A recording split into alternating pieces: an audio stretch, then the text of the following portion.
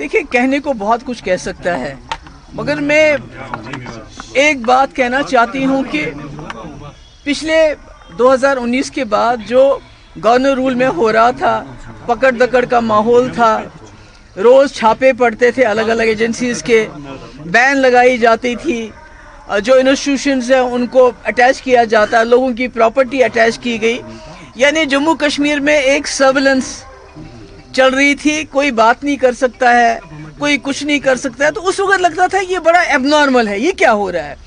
मगर उमर साहब ने जो सबसे बड़ी सर्विस की बीजेपी की, कि जो अभी तक लोगों को लगता था ये क्या हो, मुलाजिमों को निकालते, लोग बोलते थे क्यों निकाला, तो उमर साहब ने उसको नॉर्मलाइज किया कि जो अभी तक लगता था कि ये बुरा हो रहा है, गलत हो रहा है, उमर साहब ने कहा ये ठीक है, चल रहा है। क्योंकि ना वो बात की उन्होंने, न इसमें कोई रेजिस्टेंस दिखाया। जो उन्होंने कहा था कि हमारे जो लोग हज़ारों की तादाद में बाहर जेलों में हैं, उनको हम लीगल एड देंगे, नहीं दिया। उन्होंने कहा था 370 को लेके नाम नहीं लेते 370 का। यानी जो बीजेपी का एक नैरेटिव रहा कि मसला कश्मीर के हवाले से कोई बात नहीं होनी चाहिए, 370 के हवाले से कोई बात नहीं होनी चाहिए, सिर्फ स्टेटहुड की बात बीजेपी। और आज स्टेटहुड को भी उमर साहब ने एक बहुत बड़ा मुश्किल सवाल बना दिया। वो स्टेटहुड जो बीजेपी खुद कहती थी हम देंगे, मगर स्टेटहुड बोलते बोलते उमर साहब ने उसको मसले कश्मीर से भी बड़ा मसला बनाया। तो मैं समझती हूँ ये जम्मू कश्मीर के लोगों के साथ बहुत बड़ा धोखा है कि आज भी पकड़ दकड़ है, आज भी जमात इस्लामी के जो इंस्टीट्यूशन अटैच किए जाते हैं, हमारे स्कूल बंद किए गए, फलाह ट्रस्ट का जो इंस्टीट्यूशन है उसको टेक ओवर किया और यहाँ की जो मिनिस्टर है उसके सिग्नेचर से हुआ। तो ये मैं समझती हूँ कि ये बहुत ही बड़ी डिससर्विस हुई पिछले एक साल में। बाकी छोड़िए, फ्री गैस देंगे, बिजली देंगे, फ्री पानी देंगे, फ्री 1 लाख रोज़गार देंगे, ओपन मेरिट के साथ हम करेंगे, उनके साथ रैशनलाइजेशन करेंगे, डेली वेजेस को परमानेंट करेंगे। ये तो इसकी तो बात ही नहीं हो रही है। दो बातें आपसे पूछना चाहेंगे, क्योंकि जो ये गवर्नमेंट है, अगर आपको याद होगा कुछ दिन पहले जब आप पालपोरा ईदगाह गई थी, आपने वहाँ 2 बातें की थी। एक तो यही राउंड द ईयर क्या रहा नेशनल कॉन्फ्रेंस का और तालिबान की बात की। लेकिन जब उसे शाम को हमने नेशनल कॉन्फ्रेंस से पूछा कि 1 साल में आपने क्या किया, पीडीपी का भी सवाल है, बाकी लोगों का भी सवाल है, उन्होंने किया अगर हमारी जगह पीडीपी होती वो इससे बेटर क्या करती, क्योंकि ये यूटी में इस वक्त जम्मू कश्मीर चल रही है, स्टेट नहीं है। केजरीवाल यूटी में नहीं थे क्या?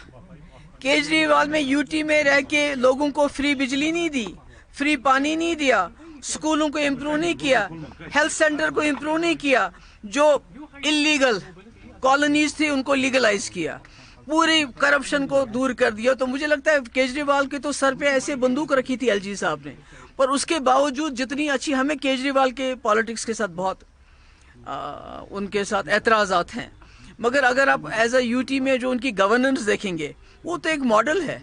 तो यहाँ तो किसी ने रोके नहीं उमर साहब के हाथ। वो अब फ्री गैस क्यों नहीं दे रहे हैं, वो विडो फंड को क्यों नहीं बढ़ा रहे हैं, किसने रोका है, वो फ्री पावर क्यों नहीं दे रहे हैं, पानी क्यों नहीं दे रहे हैं, रोजगार क्यों नहीं दे रहे हैं, जो रिजर्वेशन पे उन्होंने कमेटी बनाई उसकी रिपोर्ट आम क्यों नहीं कर रहे। मेरा ख्याल में ये ज्यादती है, ये कहना कि हमारे पास स्टेटहुड नहीं है, वो एक मेरे ख्याल में बहाना है।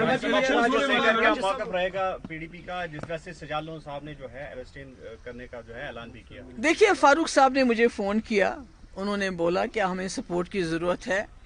मैंने उनको ये बताया कि देखिए सपोर्ट जहाँ तक है हम आपस में अपनी हमारे सीनियर लीडर बैठ के बात भी करेंगे, मगर मैंने उनको बोला हमारी कुछ बिल्स हैं जो पिछले सेशन में भी लाई थी, हमने आज भी लाई हैं, कम से कम उसमें 1-2 बिल्स तो हमारे आप पास करवा दें।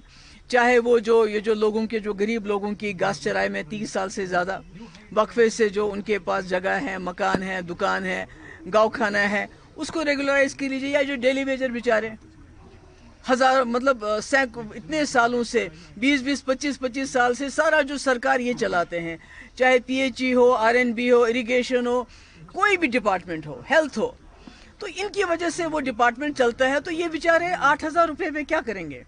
तो अगर कम से कम ये 1-2 बिल्स में वो हमारी मदद करें, उसको पास होने में मदद करें, तो शायद हम सोच सकते हैं।